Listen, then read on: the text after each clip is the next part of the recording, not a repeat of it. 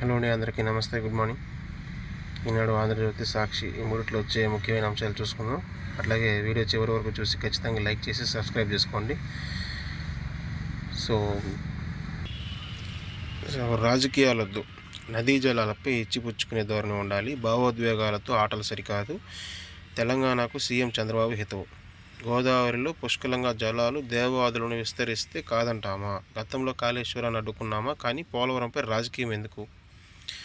So నిన్న చంద్రబాబు నాయుడు గారు ఢిల్లీకి వెళ్ళి అమిత్ షాతో అట్లాగే సెంట్రల్ మినిస్టర్తో భేటీ అయ్యారు. అక్కడ ఇలాంటి వ్యాఖ్యలు చేశారనమాట.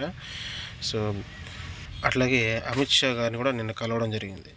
సో అమరావతికి చట్టబద్ధత కల్పించండి, బడ్జెట్ సమావేశాల్లోనూ బిల్లు ఆమోదించండి, నిధులు ప్రాజెక్టులతో ఏపీని ఆదుకోండి, రామ్జీతో రాష్ట్రంపై అదనపు భారం, ప్రత్యామ్నాయ నిధులు ఇవ్వండి.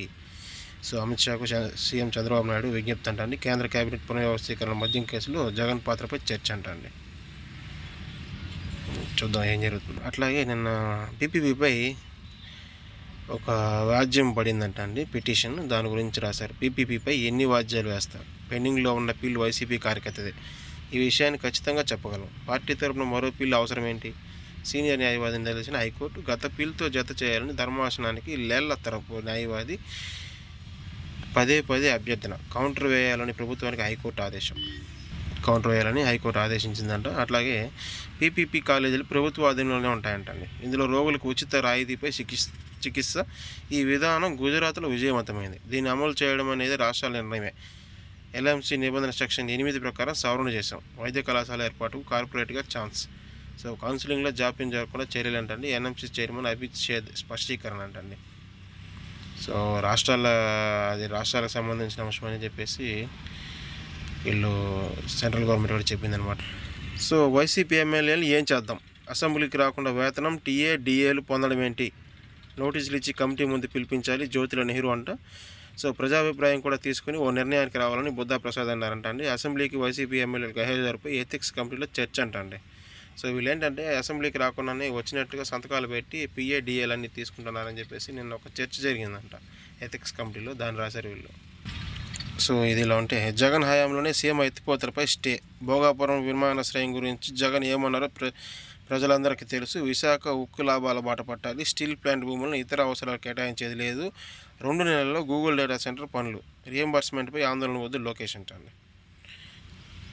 సో నారా లోకేష్ గారు నిన్న మీడియాతో చిట్చాట్లో ఈ అభిప్రాయం వ్యక్తం చేశారంట.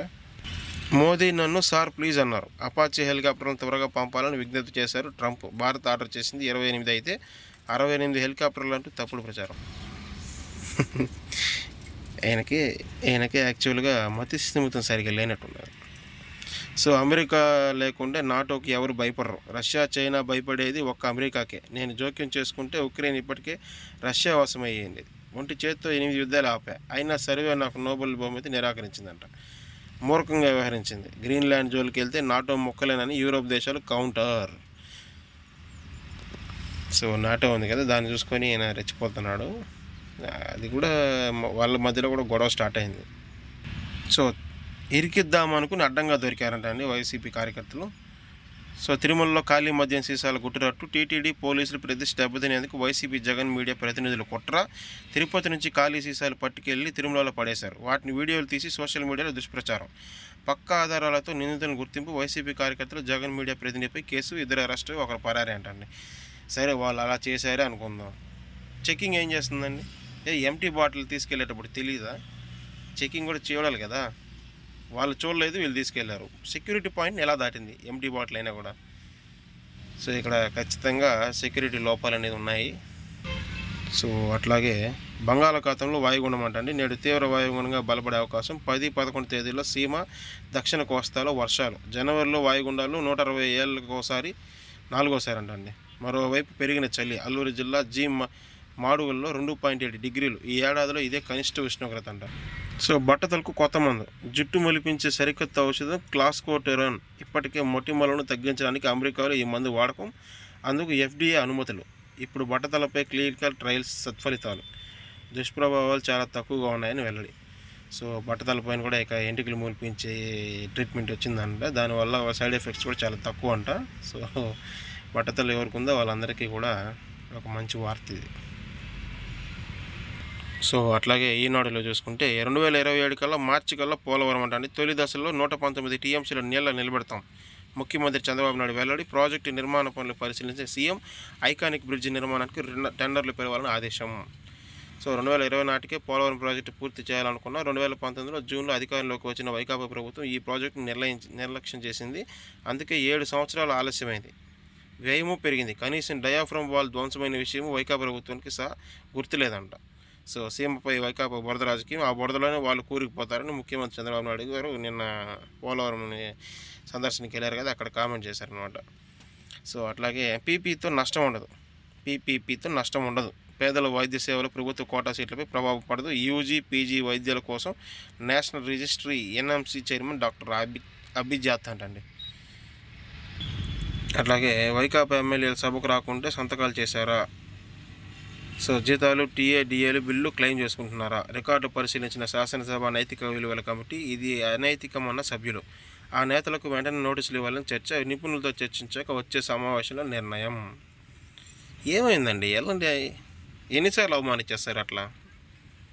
చూడండి, అవమానిస్తే మళ్ళీ వచ్చేసేయండి, ఏముంది.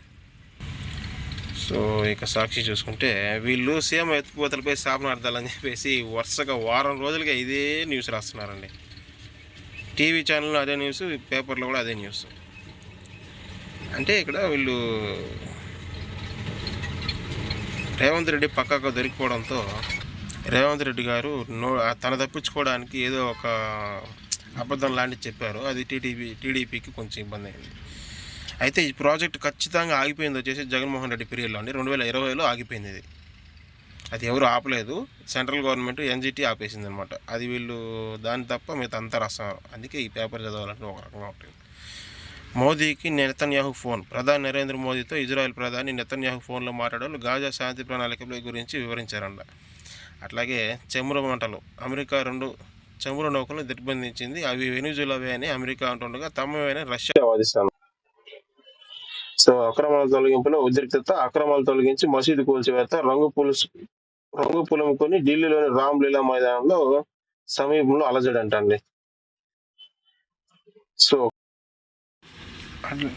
అట్లాగే మిమ్మల్ని నమ్మి భూములు ఎలా ఇవ్వాలి? రాజధాని భూసేకరణపై వడ్డమాను గ్రామ సభలో రైతులు నిలదీతంటండి. గతంలో రోడ్డును పడినా పట్టించుకోలేదంటూ మంత్రి నారాయణపై ఆగ్రహం. 3 ఏళ్లలో ఫ్లాట్లు అభివృద్ధి చేయకపోతే మా పరిస్థితి ఏంటి? గతంలో మీరు రోడ్లు ఎందుకు పడారండి? గవర్నమెంట్ జగన్మోహన్ రెడ్డి గారు వచ్చిన తర్వాత 3 రాజధానుల పేరు చెప్పాడు కాబట్టి మీరు రోడ్డును పడాల్సి వచ్చింది. లేదంటే ఎకరాకు 5 లక్షలు పరిహారం ఇస్తారా? ప్రభుత్వం నుంచి హక్కులు సాధించుకునేలాగా అగ్రిమెంట్ చేయండి. ఎకరాకు 60,000 కౌలు. రిటర్నబుల్ ఫ్లాట్ల సైజు పెంచాలని పట్టుదల అంటండి. అట్లాగే దివ్యాంగులకు ప్రత్యేక రిజర్వేషన్లు ఎందుకు కల్పించలేదు? రాష్ట్ర ప్రభుత్వానికి హైకోర్టు ఆదేశం అంటండి. ప్రభుత్వ ఉద్యోగాల భర్తీ పదోన్నతిలో దివ్యాంగులకు చట్ట ప్రకారం కల్పించాల్సిన రిజర్వేషన్లు రాష్ట్ర ప్రభుత్వం కల్పించలేదంటూ దాఖలైన ప్రజా ప్రయోజన వాద్యం బిల్పై హైకోర్టు స్పందించింది. దివ్యాంగులకు రిజర్వేషన్లు కల్పించే విషయంలో పూర్తి వివరాలతో కౌంటర్ దాఖలు చేయాలని ప్రభుత్వానికి ఆదేశించింది. తదుపరి విచారణ ఫిబ్రవరి 18కి వాయిదా వేసిందట. అట్లాగే ఈనాడులో 2వ దశ భూ సమీకరణ రైతులకు 1.50 లక్షల రుణమాఫీ అంటండి. సో అప్పటికప్పుడే సీఎంతో మాట్లాడిన ప్రకటన. కౌలు పెంపునకు సీఎం సూత్రప్రాయంగా అంగీకారం. భూ సమీకరణలో సభలో మంత్రి నారాయణ అంట. అట్లాగే ఐఐటీల్లో మాతృభాషలో బీటెక్ తొలి సెమిస్టర్ చదువుకునేందుకు వెలుసుబాటు. ఎంటెక్ సిలబస్ ప్రక్షాళన. ఇంటర్న్షిప్ తప్పనిసరి. క్రీడలు, ఒలింపియాడ్ కోటా సీట్లు జోష ద్వారా భర్తీ. సో 56వ ఐఐటి కౌన్సిల్ నిర్ణయాలు ఇవేంటండి. సో విద్యార్థులకు ఆంగ్ల భాషలో సమస్యగా మారకుండా ఇంజనీరింగ్ విద్యను మాతృభాషలో అనువదించాలని భావిస్తున్న కేంద్ర ప్రభుత్వం ఐఐటీలో బీటెక్ ప్రథమ సెమిస్టర్ వారు కోరుకున్న భాషల్లో చదువుకునేందుకు అవకాశం ఇవ్వాలని నిర్ణయించింది.